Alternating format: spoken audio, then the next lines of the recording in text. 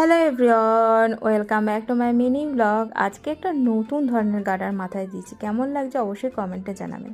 রোজকার আমার কাজ হচ্ছে সকালবেলা ছেলেকে পড়াতে পড়াতে টিফিন খাওয়া, ওই আর কি স্কুল যাওয়ার আগে ভাত ডাল খাইয়ে পাঠাই পেটটা ভরে থাকবে বলে। কিন্তু আমার মতো গুণ পেয়েছে আমার ছেলে। আমি যেমন সকালবেলা ওই হামড়ে পুমড়ে খেতে পারি না, খেলেই গা গোলায় বমি পায়, আমার ছেলেরও তাই। সকালবেলা ওকে যত ভালোই খাবার আপনি দিন না কেন ওর পছন্দ মতো, ও কিছুতেই সকালে খেতে পারে না।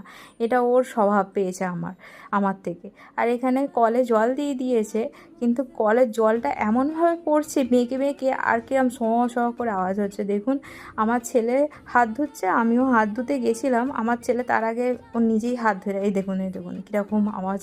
ওই আওয়াজটা তো শোনাতে পাচ্ছি না। আর আজকে লাঞ্চে ছিল হচ্ছে ভাত, তরুলি ভাজা, ঘি করলা ভাজা, বাঁধাকপির তরকারি, লঙ্কা, শাক চচ্চড়ি ছিল যেটা খাইনি, আর ডিম পোস্ত।